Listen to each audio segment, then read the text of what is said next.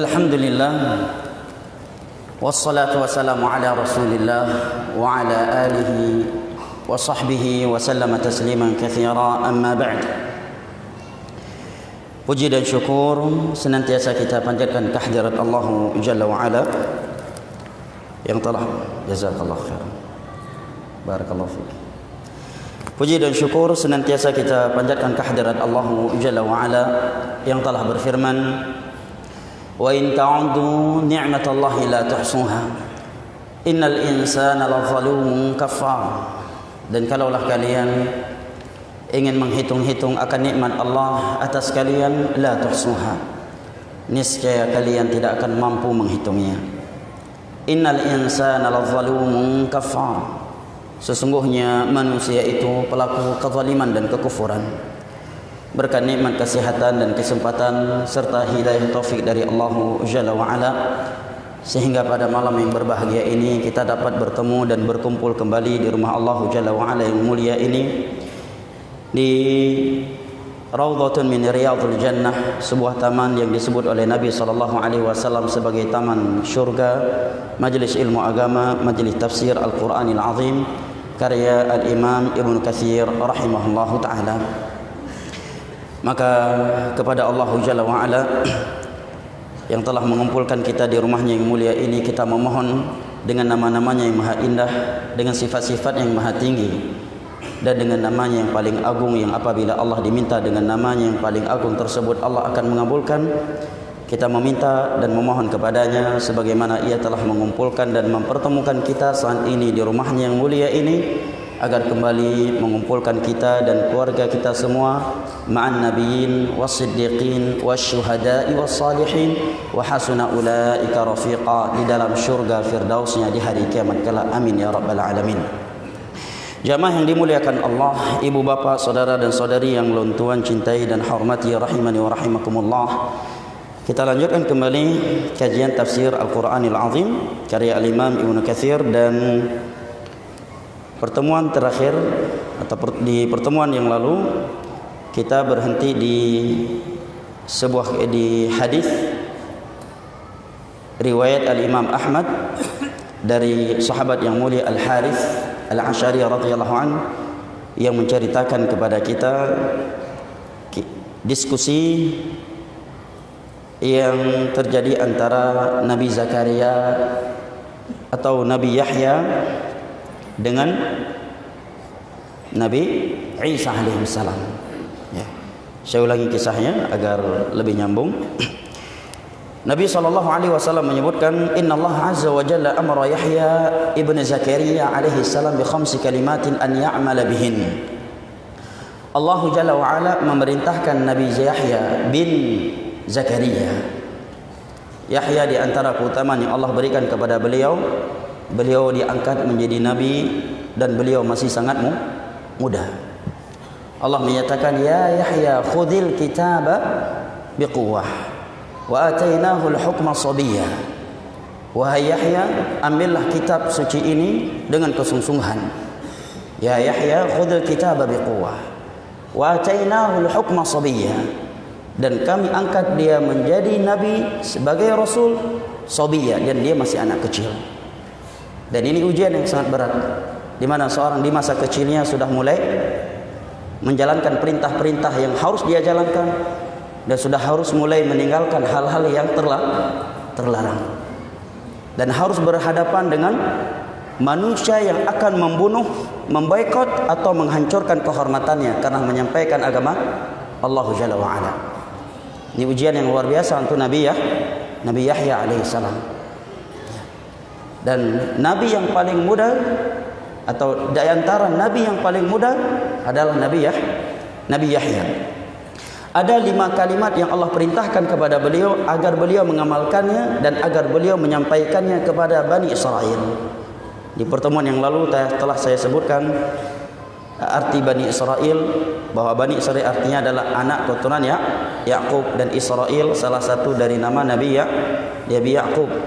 Dan telah saya ingatkan, fatwa ulama tidak boleh menyatakan laknat kepada Israel, karena Israel adalah nama lain Nabi Yakub. Namun kalau kita ingin mengutuk, maka katakanlah laknat Allah kepada Yahudi yang membantai kaum muslimin di Palestina atau yang semisal dengannya. Dan itu salah satu dari penjajahan dan kelicikan kaum Yahud. Mereka menamakan diri-diri mereka dengan nama lain Nabi Yakub, Israel, agar ketika kita melaknat mereka, yang kita laknat adalah nama lain Nabi Yakub alaihi salam. Nah, wa kana yabti biha, beliau tidak langsung menyampaikannya, masih banyak berpikir terlebih dahulu, karena 5 kalimat yang akan beliau sampaikan adalah 5 kalimat yang sangat berat, bisa berakibat hilang nyawa beliau, bisa berakibat dibunuh karakter beliau, bisa berakibat beliau akan diusir dari daerahnya. Karena sebelumnya Nabi Zakaria telah dibunuh mati, dibelah dengan gergaji, terbelah menjadi 2 oleh orang Yahudi. Sedangkan beliau adalah anaknya Nabi Zakaria. Ayah beliau sebelumnya terbelah menjadi 2 dengan gergaji oleh Yahudi. Setelah ayah beliau Zakaria alaihissalam meninggal dunia, beliau diangkat menjadi nabi oleh Allah dan diperintahkan untuk mengamalkan 5 kalimat dan menyampaikannya kepada umatnya, tidak sekadar mengamalkannya untuk dirinya. Wa kana yabti'u biha, beliau tidak langsung menyampaikannya. Faqala lahu Isa, maka ditegur oleh Nabi Isa alaihissalam. Dan di pertemuan yang lalu telah saya sebutkan sisi keterkaitan nasab atau kerabat antara Yahya dengan Isa alaihi wassalam. Baik, Nabi Isa berkata, "Innaka qad umirta bi 5 kalimatin an ta'mala bihinna wa ta'muru bani Israil an ya'malu bihin. Fa imma an tublighahun wa imma an uballighahun." Wahai Yahya, engkau telah diperintahkan oleh Allah dengan 5 kalimat, agar engkau mengamalkannya dan agar engkau menyampaikannya kepada Bani Israel. Bani Israel adalah orang-orang Yahudi atau Nasara. Dan Bani Israel dikenal dengan manusia yang suka membunuh para nabi. Dan itu Allah kisahkan dalam surat Al-Baqarah dan Ali Imran. Manusia yang paling banyak membunuh para nabi adalah Bani Israel, orang-orang Yahudi. Di antara mereka yang pernah dibunuh ayah kandungnya Nabi Yahya, Zakaria, dibelah dengan gergaji sampai terbelah menjadi 2. Maka Nabi Isa ketika melihat Yahya tidak langsung menyampaikan perintah Allah tersebut, Nabi Isa tegur, engkau telah diperintahkan dengan 5 kalimat agar engkau mengamalkan dan menyampaikannya kepada Bani Israel. Maka ada 2 pilihan, engkau yang akan menyampaikannya segera, atau biar aku yang akan menyampaikannya. Berlomba-lomba menyampaikan kebenaran yang telah mereka ketahui, karena keutamaan menyampaikan kebenaran itu amatlah besar. Di dalam sebuah hadis Nabi SAW bersabda, la yahdiyallahu bika rajulan wahidan khairul laka min humrin na'am. Apabila Allah memberikan hidayah kepada seseorang dan engkau adalah sebabnya, maka itu lebih baik daripada onta merah. Onta merah adalah simbol kekayaan orang Arab di masa itu. Hadis riwayat Al-Imam Al-Bukhari dari Sahal bin Sa'ad As-Sa'idi radhiyallahu anhu. Dalam riwayat Al-Imam Muslim dari Abu Hurairah radhiyallahu anhu, Nabi sallallahu alaihi wasallam bersabda, "Man da'a ila al-huda kana lahu min al-ajri kana lahu ajruha wa ajru man tabi'ahu min ghairi an yanqusa min ujurihim syai'a. Wa man da'a ila dhalalatin kana 'alaihi wizruha wa wizru man tabi'ahu min ghairi an yanqusa min awzarihim syai'a." Barang siapa yang mengajak manusia kepada jalan yang benar, mengajak mereka untuk mentauhidkan Allah, memperingatkan mereka dari bahaya syirik, mengajak mereka untuk mengikuti sunnah Rasulullah sallallahu alaihi wasallam dan memperingatkan mereka dari bahaya bid'ah yang berlawanan dengan sunnah Nabi, mengajak mereka untuk melakukan ibadah dan memperingatkan mereka dari keharaman-keharaman yang Allah haramkan, dia mendapatkan pahala ajakan. Yang kedua, dia akan mendapatkan pahala MLM. Ini baru LMM syariah, MLM syariah menurut kesepakatan. Seluruh orang yang dapat hidayah melalui dia mengamalkannya, maka seluruh pahala mereka dengan sempurna mengalir kepada dia tanpa mengurangi pahala mereka. Seumur hidup mereka mengamalkannya, mengalir sempurna pahalanya kepada dia tanpa mengurangi pahala mereka. Sebaliknya, Nabi menyatakan barang siapa yang menyuruh kepada kesesatan, mengajak manusia kepada perbuatan syirik, mengajak manusia kepada perbuatan bid'ah, mengajak manusia kepada perbuatan yang haram, yang Allah haramkan, maka dia mendapatkan dosa mengajak. Kemudian dia harus mempertanggungjawabkan juga dosa orang-orang yang terjerumus ke dalamnya karena dia. Ini dosa MLM. Makanya mereka rebutan. Ya. Kalau engkau tidak menyampaikannya, langsung biarkan aku yang sampaikan, wahai Yahya. Rebutan. Ya, ingin berlomba-lomba. Fastabiqul khairat. Inilah mereka para nabi. Allah katakan dalam surat Al-Anbiya, innahum kanu yusari'una fil khairat.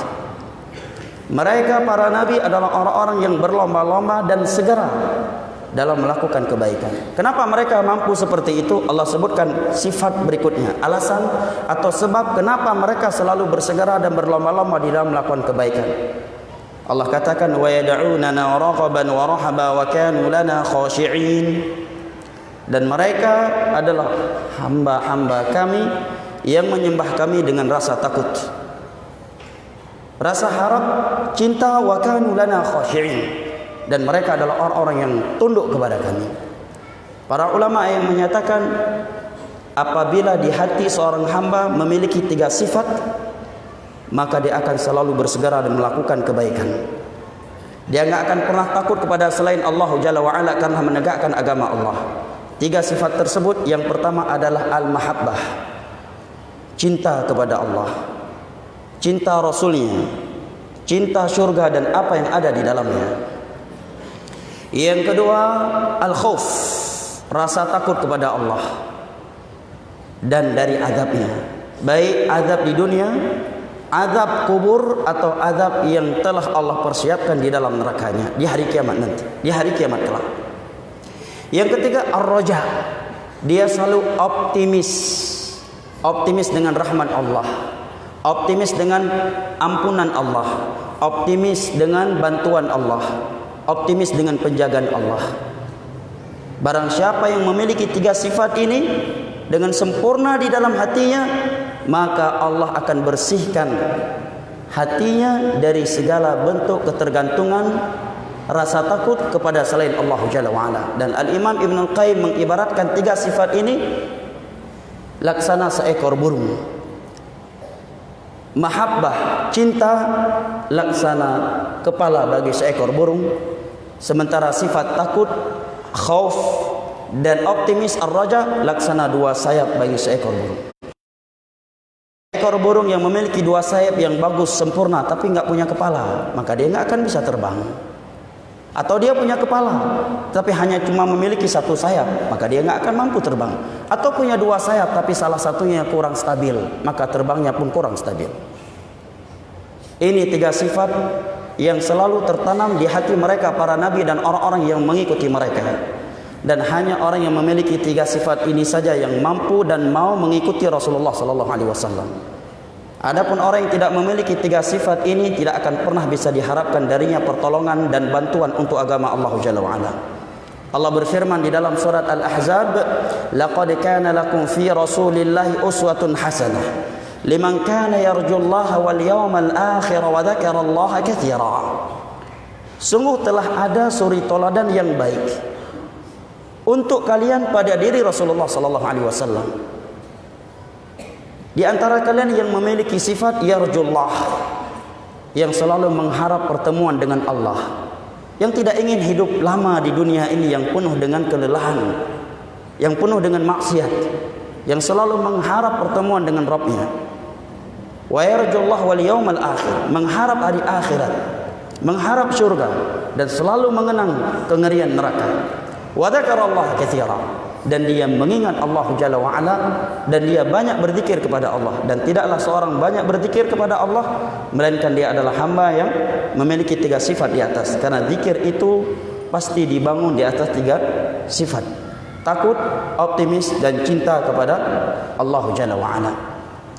Taib. Maka Yahya menyatakan, wahai Isa menyatakan, engkau akan menyampaikannya segera, kalau enggak biar aku yang menyampaikan. Kata Nabi Isa. Ini teman yang luar biasa jemaah, teman yang memotivasi kita. Jangan punya teman dirinya sedang terpuruk, sedang jatuh, diinjak lagi, atau justru ditakut-takuti. Nyambe pegah bena bahai babnya.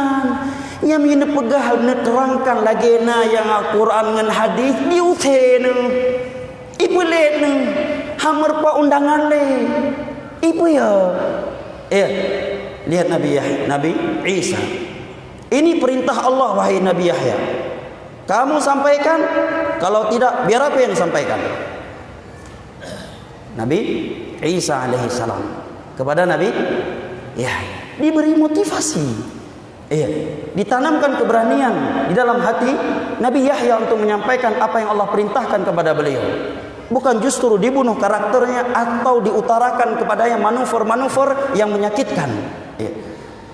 Maka kata Nabi Yahya, faqala ya akhi, wahai saudaraku. Karena beliau dengan Yahya dengan Nabi Isa telah kita terangkan pada pelajaran yang lalu adalah sepupu menurut pendapat jumhur ahli sejarah. Mama Nabi Isa yang bernama Maryam adalah saudari kandung daripada siapa? Mama Nabi Yahya. Hanna la Yusha. Qala inni akhsha, ada yang menyatakan sepupu adalah Maryam dengan ibunya Nabi Isa, dengan ibunya Nabi Yahya. Nabi Yahya berkata, ketika Nabi Isa berkata demikian, ini akhsha in sabaqtani an u'adzab aw yukhsafa bi, biarkan aku yang langsung menyampaikan, karena aku khawatir kalau kamu mendahului aku dalam menyampaikan ini, aku akan diazab oleh Allah atau aku akan ditelan oleh bumi, karena ini perintahnya untuk aku, bukan kepadamu. Kalau kamu menyampaikannya lebih duluan, aku khawatir akan diazab oleh Allah atau akan ditenggelamkan ke dalam bumi oleh Allah, karena mereka takut kepada Allah kalau mati belum menyampaikan sesuatu yang telah mereka ketahui dari agama Allah. Karena kewajiban mereka para nabi adalah menyampaikan ma'alaika illal balagh.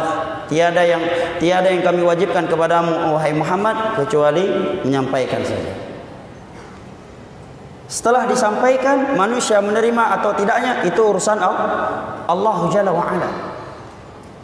Apa kurang mulianya akhlak Nabi kita sallallahu alaihi wasallam.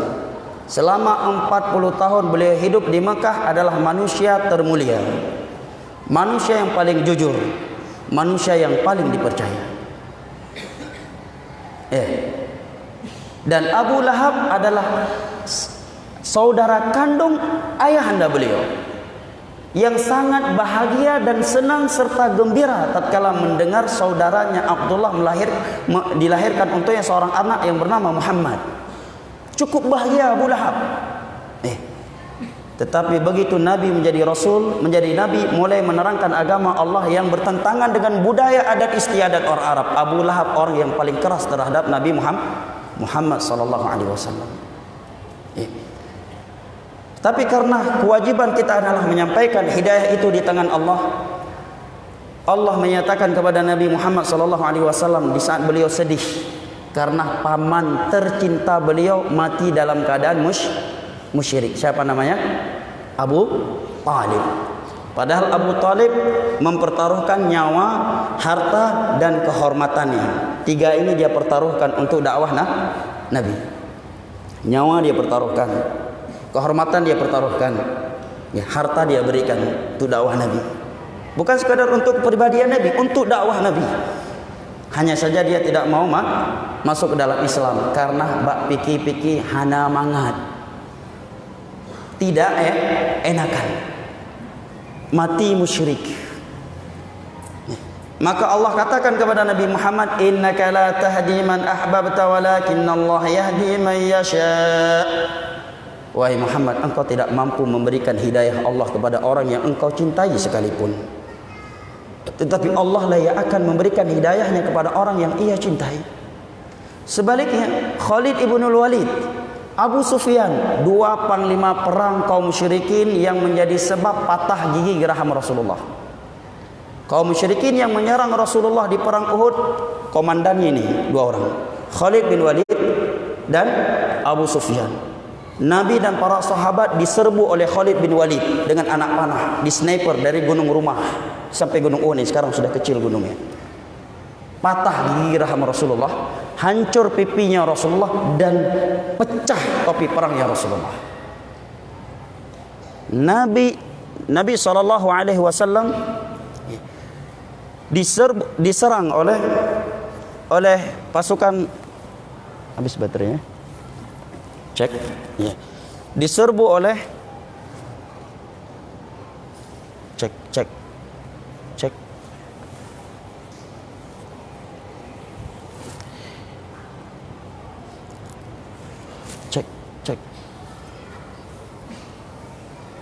habis. Jazakallah khair.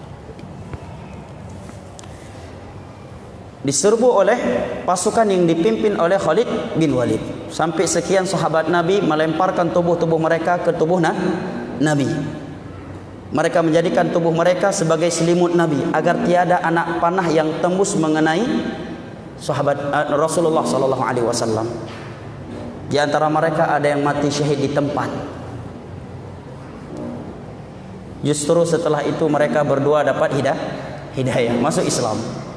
Padahal setelah kejadian Uhud, Nabi kunut di 5 waktu salat mendoakan Khalid bin Walid, Abu Sufyan dan pasukannya yang telah melukai pipi Rasulullah sallallahu alaihi wasallam. Sampai-sampai Nabi mengeluarkan sabda, "Kaifa yuflihu qaumun syajjau nabiyahum?" Bagaimana mereka akan bahagia dunia akhirat sementara mereka melukai pipi Nabi mereka sendiri. Begitu Nabi berkata demikian, turun teguran dari Allah, "Laisa laka minal amri syai' imma yatubu alaihim aw wa imma yu'adzibuhum wa imma yatubu alaihim." Wahai Muhammad, masalah hidayah bukan urusanmu. Bisa jadi Allah mengadab mereka dan bisa jadi Allah memberi taubat kepada mereka. Dan Allah buktikan tidak lama setelah ayat itu turun, Khalid bin Walid dan Abu Sufyan masuk Islam dan menjadi orang yang baik Islamnya. Demikian pula dengan Umar bin Khattab yang pernah menampar saudari kandungnya sampai mengeluarkan darah karena mengikuti ajaran Muhammad yang sesat menyesatkan menurutnya. Dalam beberapa sirah, sebagian ulama menyebutkan dari sisi sanad tidak sahih, tapi itu masyhur dalam kutubus sirah. Dia keluar dengan pedangnya mencari Nabi Muhammad SAW. Dan saat itu Nabi Muhammad sedang disembunyikan di rumah Al-Arqam ibnu Abil Arqam yang disebut dengan Darul Arqam, sebuah rumah sahabat Nabi yang bernama Al-Arqam di Mekah. Di dalamnya Nabi disembunyikan oleh para sahabat dan di luarnya mereka pagar betis. Datang Umar, sekian sahabat terkejut. "Hai Umar tu, kibandai lawan. Yo lagi Abu Lahab kita tarik babaja ya yo Umar terus." Ya. Begitu Umar datang dengan pedangnya, dilaporkan kepada Nabi. Nabi justru keluar. Begitu Umar datang, bak kerah bajai ditarik oleh Nabi Muhammad. "Ama yakfika ma fa'alta al'an qabla hadha ya Umar?" Wahai Umar, pahana thet lampu yang kalian pebut ke kamu selama ini? Wahai Umar, belum cukupkah kezaliman yang kamu lakukan selama ini kepada kami? Maka Umar menyebutkan dalam sebuah riwayat, hati dia seperti kena petir di hari itu. Seperti kena petir hatinya. Dan di saat itu pula dia mengucapkan 2 syahadat. Dan ini disebutkan oleh Imam Az-Zahabi dalam kitabnya Siyar Al-A'lam An-Nubala. Hati manusia itu di tangan Allah. Tidak perlu kita susah-susah berpikir siapa yang akan dapat hidayah, siapa yang memusuhi Islam. Itu biar urusan Allah. Urusan kita pelajari, amalkan dan sampaikan. Apa yang akan terjadi sudah Allah tulis semenjak 50.000 tahun sebelum Allah ciptakan langit dan bumi. Maka kata Nabi Yahya ketika Nabi Isa berkata demikian, "Jangan, biar aku yang akan menyampaikan apa yang Allah perintahkan kepadaku ini. Karena kalau engkau mendahului aku menyampaikan hal ini, aku khawatir akan diazab oleh Allah atau aku akan ditenggelamkan ke dalam bumi oleh Allah." Takut mereka para nabi kalau mati belum menyampaikan kebenaran. Nah, dan menyampaikan kebenaran itu bukan perkara yang mudah jemaah. Makanya coba perhatikan dalam surat Al-Insan, kata Syekh Utsaimin, Allah menyatakan kepada nabinya, inna nahnu nazzalna 'alaikal Qur'an atau wa nazzalna 'alaikal Qur'an fasbir, ya. Setelahnya Allah menyatakan fasbir, kami telah menurunkan kepada engkau Al-Quran. Setelah itu justru Allah katakan fasbir lihukmi, bersabarlah engkau dalam menyampaikan hukum Allah. Allah tidak menyatakan bersyukurlah engkau karena Al-Quran telah diturunkan kepadamu, ya. Dalam surat Al-Muzammil Allah katakan inna sanulqi 'alaika qaulan tsaqila, kami telah wahyukan kepada engkau agama ini yang berat, wahai Muhammad. Sebagai contoh, misalkan kita sedang bahas kitab fikih, masuk bab riba, yang duduk di depan dirut riba, misalkan. Mbak tak fikir-fikir kediru kah naruh tak pegah riba harum. Kanyo? Ya, atau lagi bahas kitab fikih masuk kepada bab suap menyuap. Ya. Bagian apa hukumnya seorang PNS menerima fee dari kontraktor misalkan? Apa hukumnya kontraktor berikan fee kepada seorang pejabat yang memberikan proyek kepadanya? Nyoba dia fikir-fikir hana mangat nyo berat aku pegah lagena yang kitab ti ngan je kopi ti kontraktor. Hang ku pegah mukuma dengan Allah. Kalau dia jur pegah lagena je walaupun ngan je kopi ya kontraktor. Ya, fee kepada orang yang memberikan proyek yang mereka sudah ada gaji dan tunjangan khusus dari pemerintah, sepakat seluruh ulama Islam itu haram, misalkan. Cuma kita fikir-fikir hana mangaka haruh dah pegah. Ya. Handa pegah hukuman dengan Allah. Nya dah pegah kah handa nganje kopi. Bak fikir-fikir hana mangat, pertimbangan truk malaikat maut mati hana pegah lom. Dalam keadaan dia sudah punya kesempatan untuk menyampaikannya. Coba lihat ucapan Nabi Yahya, cukup dalam jamaah. Karena memang harus disampaikan walaupun mungkin manusia tidak langsung mengamalkannya, tapi paling tidak orang sudah tahu, oh rupanya itu riba. Rupanya itu riba walaupun namanya mudharabah. Jadi orang sudah tahu walaupun mungkin dia masih mengamalkannya. Oh rupanya memberikan fee ke pejabat enggak boleh. Walaupun cuma 15%, apalagi 20%. Enggak boleh. Oh rupanya itu syirik. Oh rupanya itu bidah. Oh rupanya zikir yang sesuai dengan tuntunan Nabi setelah salat 5 waktu. Bukan demikian. Yang ada adalah demikian. Paling tidak manusia sudah tahu. Oh itu haram rupanya. Maka kata Yahya kepada Nabi Isa, inni akhsha an sabaqtani an u'adzab aw yukhsaf bi. Aku khawatir, wahai saudaraku, jangan kamu dahului aku dalam menyampaikan 5 kalimat ini, karena aku khawatir kalau kamu mendahuluiku, aku akan diazab atau ditenggelamkan oleh Allah ke dalam tanah. Maka beliau pun menyatakan, fajama'a Yahya bin Zakaria bani Israil fi Baitul Maqdis. Maka Nabi Yahya pun mengumpulkan Bani Israel di dalam Baitul Maqdis. Berapa keutamaan salat di dalam Baitul Maqdis? 500 salat. Kalau dalam Masjidil Haram 100.000. Kalau ke Masjid Nabawi berapa? 1.000. Masya Allah. Taib. Ini 3 masjid yang tidak mampu disentuh oleh Dajjal. Dari sisi masjid ada 3 masjid di muka bumi yang tidak mampu disentuh oleh Dajjal. Adapun dari sisi tanah hanya 2 tanah yang tidak mampu dimasuki oleh Dajjal. Tanah haram Mekah dan tanah haram Madinah. Enggak semua Madinah tanahnya haram. Sudah dibentukkan oleh Kementerian Agama ya dengan warna hijau.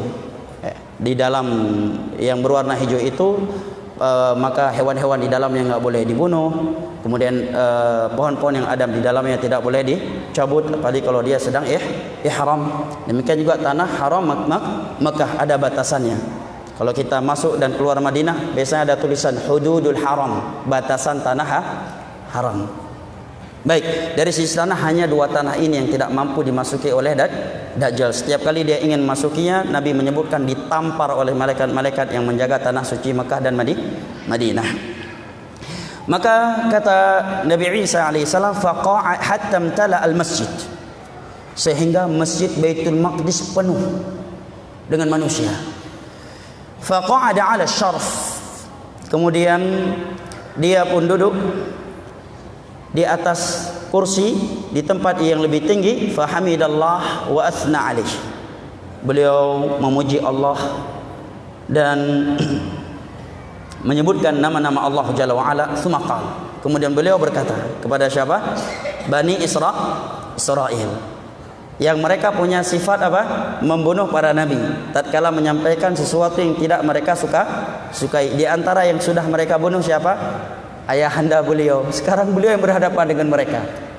Gimana kira-kira mental orang seperti itu kalau nggak punya tauhid, jemaah? Sendirian dalam masjid. Masjid penuh dengan orang-orang yang telah membunuh ayahnya kemarin.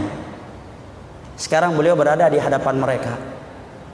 Makanya Nabi Isa dari awal kepegah, "Yom yang hendak pegah halirah bahlong yang pegah." Ke Nabi Isa. Miukan roh hante pegah, bahlong yang pegah. Bahlong yang pegah bauringan. Subhanallah. Ya kalau enggak punya tauhid jamaah, dia sendirian di masjid yang memenuhi Baitul Maqdis, sebagian besar mereka pembunuh ayah beliau, Yahya, Zakaria. Ya. Dan orang Yahudi adalah bangsa yang paling banyak membunuh para nabi. Dan itu Allah kisahkan dalam surat Al-Baqarah dan Ali Imran. Karena mereka punya sifat wa inna fariqam minhum la yaktumuna al-haqqa wa hum ya'lamun. Suka menyembunyikan kebenaran yang telah mereka ketahui tatkala tidak mencocoki hawa nafsu mereka. Maka kata Nabi Yahya, "Innallaha amarani bi khamsi kalimatin an a'mala bihinna wa amurakum an ta'malu bihin." Allah memerintahkan aku dengan 5 kalimat agar aku mengamalkannya dan menyampaikannya kepada kalian, agar kalian mengamalkannya. Siapa kalian yang beliau utarakan di sini? Sebagian besar mereka adalah pembunuh ayah beliau, orang Yahudi. Taib. An ta'budullaha wa la tusyriku bihi syai'a. Ini yang pertama kali beliau sampaikan. Dan karena kalimat inilah para nabi sebelum beliau dibunuh oleh Bani Israel. An ta'budullah wa la tusyriku bihi syai'a. Agar kalian mentauhidkan Allah dan tidak melakukan dosa syirik, mensyirikkan Allah dengan sesuatu apapun. Dan alhamdulillah di awal penjelasan ayat ini telah kita bahas definisi syirik. Telah saya terangkan bahwa syirik terbagi menjadi dua, ada syirik besar dan ada syirik kecil. Dan di sana juga telah saya terangkan perbedaan antara syirik besar dengan syirik kecil. Dan juga telah saya terangkan syirik yang paling banyak manusia jatuh ke dalamnya dibandingkan syirik-syirik yang lainnya. Ini yang pertama kali beliau sampaikan. Dan ini yang paling berat. Karena mereka Yahud menganggap Uzair siapa? Anaknya Allah. Sedangkan Nasara menganggap Isa anaknya Allah. Tiba-tiba beliau berkata kepada mereka, hendaknya kalian mentauhidkan Allah, memurnikan ketergantungan kalian, tujuan kalian dalam beribadah hanya untuk Allah. Salat hanya untuk Allah, menyembelih hanya untuk Allah, enggak boleh lagi ke laut, enggak boleh lagi ke kuburan. Allah Maha Esa, tiada anak, tiada ayah. Ya. Tiada Tuhan anak, tiada Tuhan ayah. Sementara mereka mengangkat Uzair sebagai anaknya Allah. Akidah dulu yang diselisihi yang diluruskan oleh Nabi Yahya. Ini kalimat yang pertama. An ta'budullah la tusyriku bihi syai'a. Hendaknya kalian beribadah hanya kepada Allah dan jangan menyekutukan Ia dengan sesuatu apapun. Fa inna mithla dhalik فإن مثل ذلك مثل رجل اشترى عبدا من خالص ماله بورق أو ذهب فجعل يعمل ويؤدي غلته إلى غير سيده فأيكم يسره أن يكون عبده كذلك. Karena orang yang mensyirikkan Allah, menyekutukan Allah, itu seperti seorang laki-laki yang membeli seorang budak dengan hartanya yang murni, dengan perak dan emas yang dia miliki. Lantas budak dia tersebut justru bekerja untuk orang lain, bukan untuk dia. Siapakah di antara kalian yang mau diperlakukan seperti itu? Ini sebuah perumpamaan dari Nabi Yahya terhadap syirik. Artinya orang yang mensyirikkan Allah, dia telah membalas kebaikan, berbuat baik kepada selain Allah, sementara Allah yang menciptakan dia, Allah yang menghidupkan dia, Allah yang memberikan rezeki kepadanya, Allah yang memberikan kesehatan kepadanya, dan segala kebaikan lainnya, serta Allah yang mencegah darinya segala kejelekan. Siapa di antara kalian yang mau seperti itu?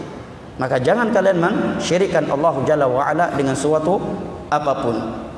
Naam. Wa inna Allah khalaqakum wa razaqakum fa'buduhu wa la tusyriku bihi syai'an. Allah telah menciptakan kalian, memberikan rezeki kepada kalian, maka sembahlah Allah satu-satunya dan jangan menyekutukannya dengan sesuatu apapun. Ini kalimat pertama dari 5 kalimat yang Allah perintahkan kepada Nabi Yahya untuk mengamalkannya dan menyampaikannya kepada Bani Israel. Adapun kalimat yang kedua, maka akan kita bacakan pada episode berikutnya insyaallah taala. Kita akan bacakan beberapa kertas yang sudah naik mengingat waktu yang hampir habis.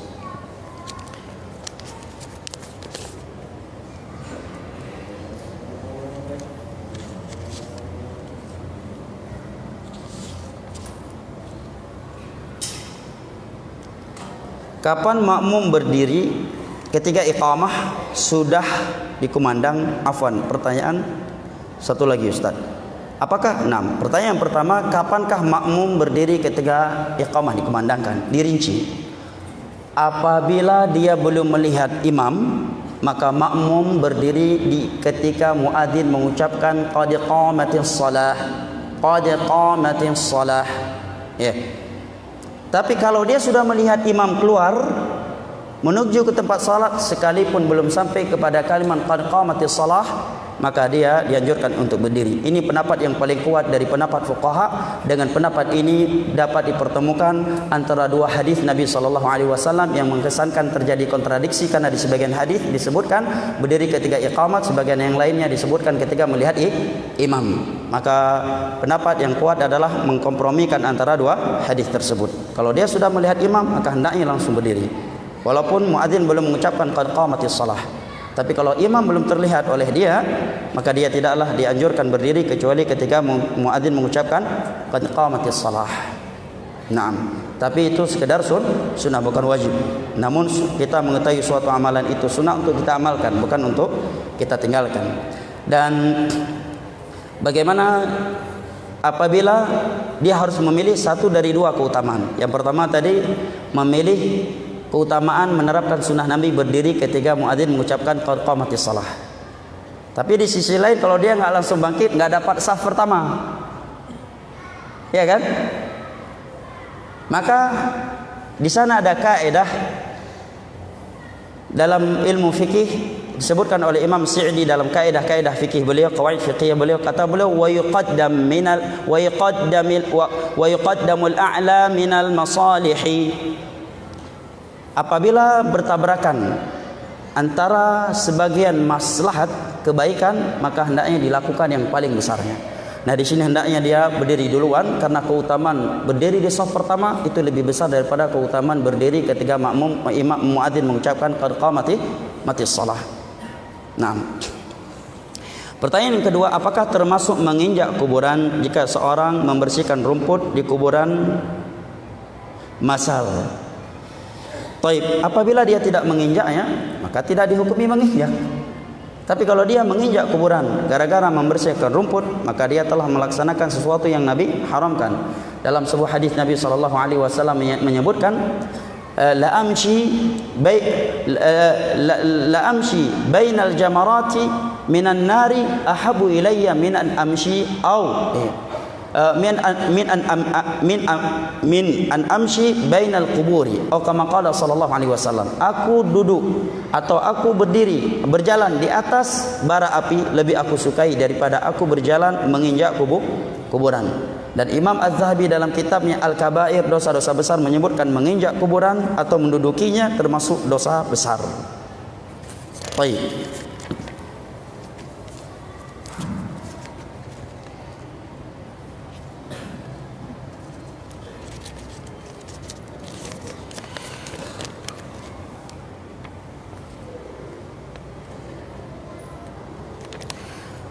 Bismillah, Assalamualaikum warahmatullahi wabarakatuh.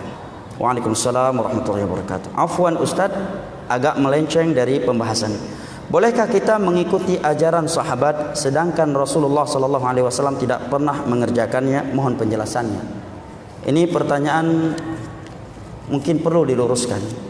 Mungkinkah para sahabat mengerjakan suatu ajaran yang bukan dari Nabi sallallahu alaihi wasallam? Sementara Allah telah merekomendasikan mereka sebagai referensi umat Islam dalam memahami agama Islam dari 7 lapis langit. Allah berfirman, "Was-sabiqunal awwaluna minal muhajirin wal ansar walladzina tabauhum bi ihsanin radhiyallahu anhum wa radu an." Dan orang-orang yang terdahulu dari kalangan muhajirin dan kaum ansar serta orang-orang yang mengikuti mereka dengan baik setelah mereka, Allah telah ridha kepada mereka. Dan mereka telah ridha kepada Allah. Ayat yang kedua. Dalam surat Al-Baqarah Allah menyatakan, "Fa in amanu bimithli ma amantum bihi faqad ihtadaw wa in tawallaw fa innama hum fi shiqaq. Fa sayakfikahumullah wa huwas samiul alim." Andai kata manusia itu beriman, berakidah seperti kalian. Siapa kalian ketika ayat ini turun kalau bukan para sahabat Nabi? Maka mereka akan berada di atas hidayah, dan apabila mereka melenceng maka mereka akan celaka. Ayat ketiga dalam surat An-Nisa. Allah berfirman, "Wa may yushaqiqir rasula min ba'di ma tabayyana lahul huda wa yattabi' ghayra sabilil mu'minin wa nuwallihi ma tawalla wa nuslihi jahannam wa sa'at masira." Barang siapa yang mengambil jalan selain jalannya Rasul setelah jelas kepadanya petunjuk dan mengikuti selain jalan kaum mukminin. Kaum mukminin ketika ayat ini turun tiada lain selain mereka para sahabat Nabi. Kami akan palingkan dia kemanapun ia berpaling dan kami akan seret dia ke dalam neraka Allah. Ini 3 ayat dari sekian ayat yang menerangkan kepada kita bahwa para sahabat Nabi adalah rujukan umat Islam dalam memahami Al-Quran dan Sunnah. Adapun dari hadis Nabi, maka diantaranya adalah hadis yang diriwayatkan oleh Al-Imam Al-Bukhari dari Fadhalah bin Ubaid radhiyallahu anhu. Nabi sallallahu alaihi wasallam bersabda, khairun nasi qarni thumma alladhina yalunahum thumma alladhina yalunahum. Sebaik-baik generasi manusia adalah generasiku. Siapa? Para sahabat. Kemudian yang datang setelah mereka siapa? Tabi'in. Kemudian yang datang setelah mereka siapa? Tabi'ut tabi'in. Dalam hadis yang diriwayatkan oleh Imam Tirmidzi, Abu Daud, Ibnu Majah, Nasa'i, Hakim dan yang lain-lainnya datang dari sekian sahabat Nabi yang disahihkan oleh Al-Imam Al-Bukhari. Nabi menyatakan, "Iftaraqatil yahudu ila wahidatin wa sab'ina firqah kulluha finnar ila wahidah, wa iftaraqatin nasara ila thintain wa sab'ina firqah kulluha finnar ila wahidah, wa sataftariqu hadhihi al-ummatu ila 73 firqah kulluha finnar ila wahidah." Qila man hiya ya Rasulullah? Qala ma ana alaihi al-yawma wa ashabi. Nabi bersabda, Yahudi telah berpecah menjadi 71 golongan. Semua mereka dalam neraka kecuali satu kelompok dari Yahudi sebelum Nabi dibangkitkan menjadi Nabi. Nasara, pengikut Nabi Isa, berpecah menjadi 71 golongan. Dari 71 golongan pengikut Nabi Isa, semuanya dalam neraka kecuali satu golongan. Dan umatku akan berpecah menjadi 73 golongan. Semua mereka dalam neraka kecuali satu golongan. Siapakah mereka? Inilah yang ditanyakan oleh para sahabat Nabi. Mari kita simak jawaban Nabi. Nabi tidak menyebutkan apa organisasi mereka. Nabi juga tidak menyebutkan apa nama partai mereka. Nabi juga tidak menyebutkan apa title ustadz mereka. Nabi hanya menyebutkan prinsip mereka dalam beragama. Ketika para sahabat bertanya, "Man hum ya Rasulullah?" Siapakah yang satu golongan tersebut wahai Rasulullah? Maka Nabi menjawab, "Ma ana alaihi al-yawma wa ashabi," yaitu mereka yang beragama tidak melewati melebihi dari apa yang telah aku pegang dan para sahabatku hari ini. Oleh karenanya Imam Malik menyatakan, "Malam yakun yawma idin dina falaysa yawmana hadza dina." Sesuatu yang itu bukan bagian dari agama, tidak Nabi anjurkan dengan ucapannya, tidak pula dengan perbuatan, tidak pula dengan ikrar beliau. Di masa beliau, selama beliau menjadi Nabi dan Rasul 23 tahun bersama sahabatnya, itu tidak ada di masa beliau. Tidak pernah boleh anjurkan dengan ucapan, dengan perbuatan, atau dengan ikrar sekalipun. Maka itu bukan bagian dari agama di hari kita ini juga, kata Imam Malik. Jadi enggak mungkin para sahabat mengerjakan suatu ajaran yang bukan ajaran Rasulullah. Nggak ada yang bisa dicontohkan. Apa contohnya? Ada yang menyatakan bahwa ada seorang sahabat Nabi, seorang Danru, ya, komandan perang, setiap sholat selesai baca surat, sebelum rukuk selalu dia akhiri dengan surat Qul huwallahu ahad.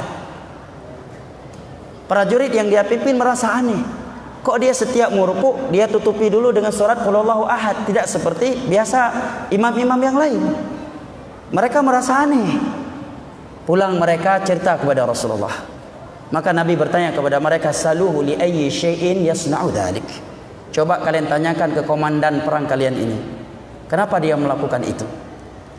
Di sini ada isyarat, kata para ulama, dari sikap sahabat tadi bahwa agama dengan dalil. Buktinya apa? Ketika mereka merasa aneh dari praktek ibadah tadi, mereka langsung lapor ke Nabi, menunjukkan kebiasaan para sahabat tidaklah melakukan kecuali mereka telah mendapatkan petunjuk dari Nabi. Nabi katakan, coba kamu tanyakan kepada dia, kenapa dia melakukannya? Setelah ditanyakan, karena dia suka pada surat Al-Ikhlas, karena surat Al-Ikhlas isinya adalah intisari tauhid, pujian kepada Allah. Maka Nabi katakan kepada dia, Allah mencintainya sebagaimana ia mencintai surat Al-Ikhlas. Ada yang berkata, di sini ada sahabat melakukan suatu ibadah sebelum dia mendapatkan dalil. Para ulama menjawab dengan beberapa jawaban. Yang pertama, tiada yang salah dari perbuatan sahabat ini. Kenapa? Karena dia mengamalkan keumuman firman Allah, faqra'u ma tayassara minal Qur'an. Kalau kalian sudah baca Al-Fatihah, silahkan baca Al-Quran apa saja semampu kalian. Sekalipun ada surat-surat khusus di sebagian waktu yang khusus seperti salat subuh. Yang kedua, andai kata beliau melakukannya sebelum mengetahuinya, tetapi setelah itu sudah diikrar oleh Nabi, maka amalan itu menjadi hadis dan sumber hukum buat kaum muslimin. Oleh karenanya ulama hadis ketika membahas definisi hadis, Imam Ibnu Hajar Al-Asqalani menyatakan dalam kitabnya Nuzhatun Nazar dan dengan Nuzhatun Nazar dengan matanya Nukhbatul Fikr, kata beliau, hadis itu adalah ma'udhifa ila Nabi sallallahu alaihi wasallam min qaulin aw fi'lin aw taqririn aw sifatin khuluqiyatin aw khalqiyyah. Hadis itu adalah ucapan Nabi, adalah perbuatan Nabi atau ikrar Nabi kepada perbuatan sahabatnya. Itu juga dinamakan hadis. Nah, sekarang kalau kita ingin melakukan suatu ibadah yang tiada tuntunan dari Nabi, siapa yang mengikrarkannya? Nabi mengikrarkannya? Enggak, Nabi sudah meninggal. Selain Nabi, ikrarnya tidak bisa dijadikan sebagai sumber hukum, apalagi manusia di zaman sekarang. Makanya kata Abdullah bin Mas'ud, ittabi'u wa la tabtadi'u faqad kufitum. Kalau kalian mau masuk surga, beribadah saja dengan apa yang telah dicontohkan oleh Nabi dan para sahabatnya. Wa la tabtadi'u. Kata Abdullah bin Mas'ud, ini saya terjemahkan ucapan beliau, wala tabtadi'u, jangan buat bid'ah. Ini bahasa Abdullah bin Mas'ud, saya hanya menerjemahkannya.